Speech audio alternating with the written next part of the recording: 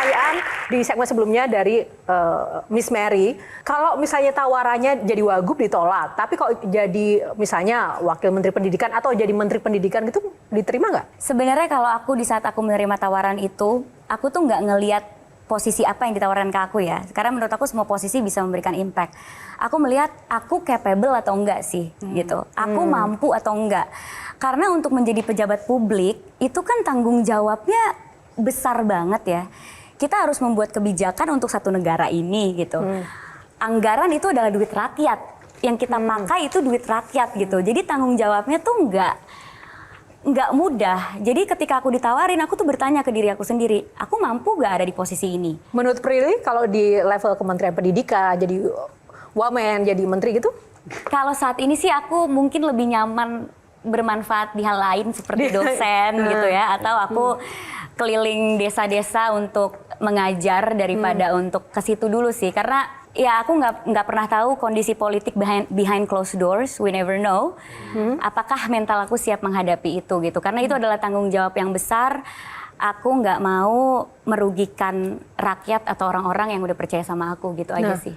Tadi poin Prilly penting juga ya. Bagus kalau nggak capable ya kita harus mengevaluasi diri sih. Harus tapi sadar bagaimana diri sih. Tapi bagaimana dengan fenomena ketika banyak sekali public figure juga yang banyak jadi staf sus, komisaris tanpa ada background dan kapabilitas yang mungkin mumpuni. What do you think? Mungkin mereka merasa capable. Mungkin mereka merasa capable ya. Kan kita nggak pernah tahu. Mungkin aku bisa nih gitu. Kan kita nggak pernah tahu ya. Mungkin mereka punya pengalaman lain yang kita nggak tahu gitu, atau mungkin dari dia ngerasa capable gitu. Satu lagi kalau dari aku Prilly, banyak banget kan pekerjaan yang kamu kerjakan dalam waktu yang bersamaan. Makanya kamu dibilang orang yang sangat multi talenta. Apa sih yang kamu cari sebenarnya? Kenapa nggak fokus di satu titik? Tapi banyak banget yang kamu kerjakan, bahkan semua profesi kamu jalani malah. Apa yang kamu cari sih sebenarnya dalam hidup? Sebenarnya orang kan ada dua macam ya, yang bisanya fokus di satu gitu, atau yang emang seneng bekerja di berbagai bidang selagi dia ngerasa dia have fun dan dia mampu gitu. Nah mungkin aku adalah tipe yang kedua gitu. Aku tuh agak gregetan orang ya. Misalnya aku jadi aktor gitu ya. Terus aku ngerasa kenapa sih ceritanya gini? Bisa gak ya cerita film kayak gini? Karena aku ngerasa film itu adalah kendaraan media yang paling efisien untuk kita menyampaikan sebuah pesan gitu. Misalnya raise awareness soal pendidikan atau raise awareness soal kesehatan mental lewat seminar yang nonton 1.000 orang gitu. Tapi kalau lewat film, kita ada kesempatan untuk reach 1 juta penonton. Dan film akan lebih diomongin sama orang ketika nonton dan akhirnya kita bisa raise awareness tentang isu tersebut. Bisa gak ya aku main film itu? Ya tapi kan sebagai aktor kita nunggu skrip. Akhirnya aku berpikir apa bikin PH sendiri ya. Jadi aku bisa raise awareness soal hal-hal yang aku anggap penting. Jadi aku tipe orang yang banyak pengen tahu dan itu jadinya selagi aku ngerasa aku mampu, ya aku cobain aja gitu. Dan ada kesempatannya juga ya udah aku iya gitu. Dari gregetan tadi ya. Kalau Oslo gregetan nggak sama Prilly? Maksudnya nilai-nilainya Prilly gitu maksudnya. Gregetannya ya mungkin lebih greget Prilly ya karena dia banyak banget nih semua yang dipikirkannya itu. Tapi ada satu hal yang bikin gue penasaran sama Prilly sebenarnya. Dia kan kesibukannya banyak banget nih sebenarnya. Pasti ada day off mungkin. Yang lo lakuin pas day off apaan? Tidur. Bagus, itu memang bagus. Kita bisa belajar banyak dari tidur itu. Enggak, tapi sebenarnya day off tuh jarang banget ya. Kayak sebulan. Iya benar. Bener-bener kayak jarang banget gitu. Kayak misalnya bulan ini nggak ada day off. Jadi sekalinya ada day off itu bener-bener untuk diri aku sendiri sih. Bener-bener nggak mau ketemu orang. Karena ya setiap hari pekerjaannya ketemu sama orang, ngomong sama orang. Jadi ya bener-bener cuma rebahan, tidur.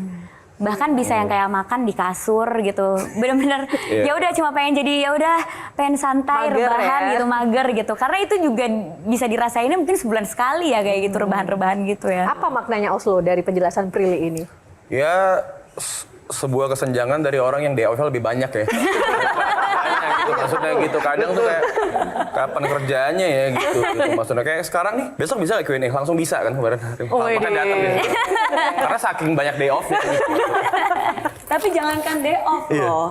Bayangkan lagi sakit aja pakai infus, syuting masih tetap jalan. Itu Prilly itu kayak gitu. Ada nggak Kak? Benar. Ada nggak Kak Mer yang nggak diketahui publik tentang Prilly yang Kak Mer tahu? Waduh. Jujur aja. Iya, satu hal yang aku selalu ingat, tapi Prilly tuh selalu punya caranya sendiri untuk merilis stres gitu. Jadi Prilly tuh sempat sharing ke aku bahwa dia tuh punya night routine. Jadi rutinitas mandi malam yang selalu tuh harus urutannya tuh harus benar gitu. Pakai Jadi kembang nggak? pakai lilin, pakai aroma. Gitu. Karena katanya pagi-pagi tuh harus wangi soalnya. Iya, itu Cuman benar. sekarang nggak tahu apakah masih tetap dilakukan rutinitas night routine Masih itu. sih, maksudnya kalau misalnya sempet aja ya, kalau misalnya sempet dan ada me time itu biasanya emang rutinitasnya tuh mandi lebih lama, pakai wangian yang kita suka, pakai lilin gitu-gitu, kayak spa di rumah aja sih. Ya bentuk kita take care sama diri sendiri karena jujur kadang aku tuh bisa ke kantor nggak mandi soalnya. Saking kayak capeknya, misalnya kayak pulang udah terlalu malam, terus ya udah aku mandi malam, besoknya ke kantor tuh harus pagi, aku biasanya nggak mandi, udahlah kantor sendiri ini gitu, nggak mandi, nggak make up gitu. Kadang aku suka skip rutin-rutin kayak gitu, mandi, make up, atau sekedar nyatok rambut deh supaya kelihatan lebih baik tuh kadang suka aku skip karena nggak sempet tuh. Jangan jadi contoh ya. Nggak Iya, mandi itu benar. karena Prilly, tetap Prilly. Kalau nggak kalian mandi nggak jangan mandi, ya dicontoh. kalian takutnya berpikir, wah nggak mandi bisa jadi Prilly. Benar. Enggak. Tolong. Ya benar ya soalnya. Benar. Iya. Dan nggak semua orang punya privilege mandi lebih lama. Nah, Nggak semua orang bisa gitu. Tidak semua tips itu bisa dilakukan di Iya. rumah tanpa pengawasan ya. kalian punya lilin pas mati lampu doang kan? Prilly mandi loh. Lilinnya aja wangi soalnya. Oke. Jelajahi cara baru mendapatkan informasi. Download Metro TV Extend sekarang.